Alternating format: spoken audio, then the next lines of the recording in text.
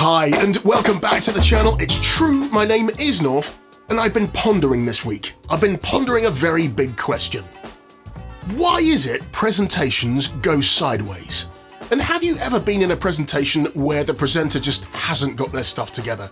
You're being talked at, you're bored, you've switched off, completely disengaged. Worse still, you think to yourself afterwards, I'm never gonna get that time back. What if you were the presenter and you knew that? What things would you change? Well, to get you started, I'm gonna give you my 5 top tips to ensure that your presentation doesn't go sideways. So if you're ready, strap yourselves in and let's get started.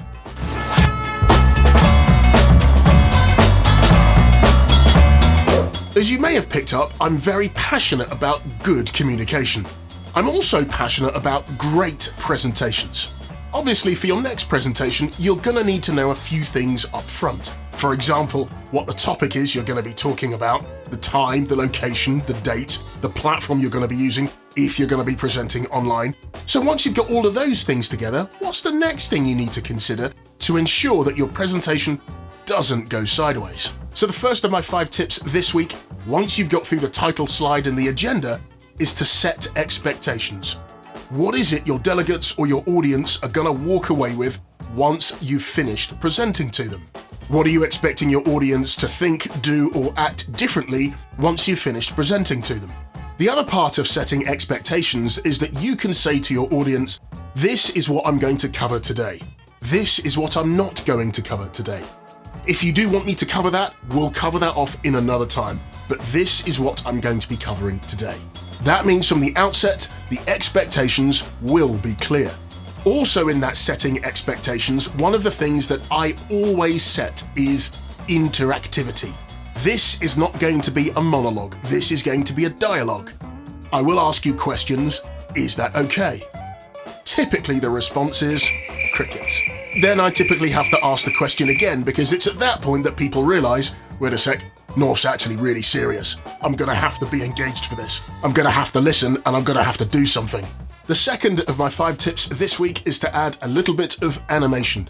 Bring some passion, energy, and enthusiasm to the topic you're going to breathe life into when you're presenting to your audience.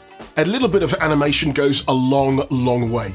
It tells your delegates that you're excited, that you're passionate about the topic that you're breathing life into.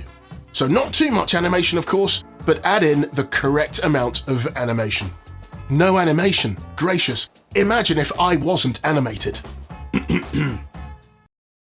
Hi, and welcome back to the channel. It's true, my name is Norf, and this week I'm really excited to have you here.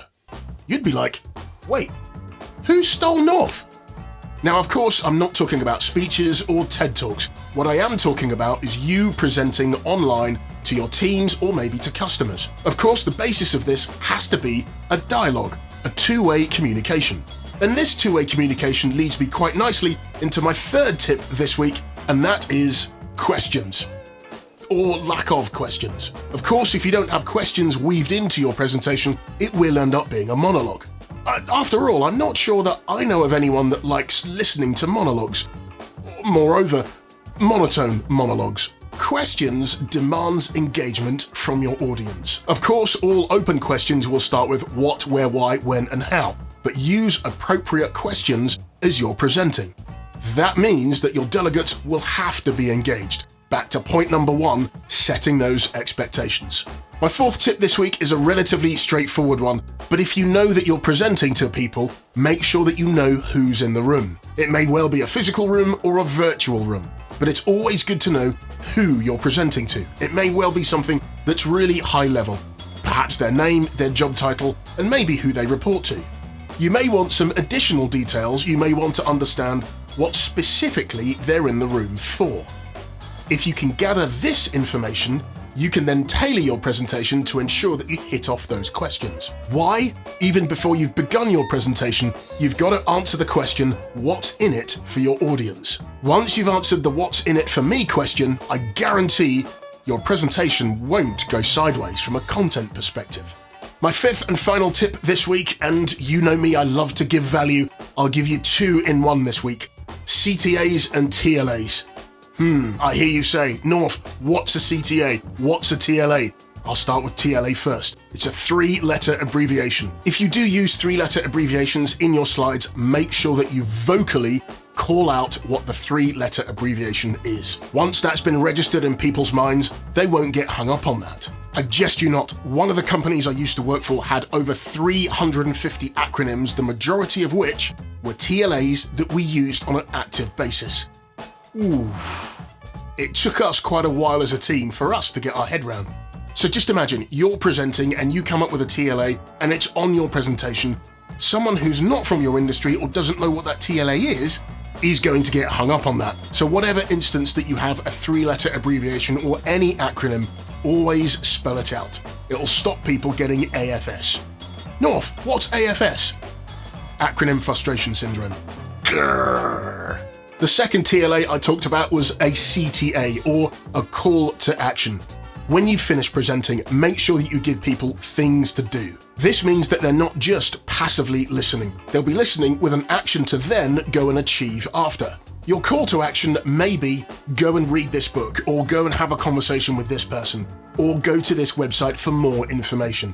It's always super important to have a call to action once you finish presenting. All of my 5 tips this week are based around one simple mathematical concept. Warning, warning, mathematical concept coming up. Warning. And that is p to the power 5. What's that mathematical equation, I hear you say, Norf? P to the power 5 stands for proper preparation prevents poor performance. It all comes down to proper planning, proper preparation to ensure that your presentation doesn't go sideways. And that's it for this week. These 5 tips I guarantee will ensure that your next presentation will not go sideways. The first thing that we looked at was setting expectations up front before you get into the main body of what you're going to be talking about. The second thing we looked at was injecting some animation into your delivery. Nobody likes monotone monologuing, right?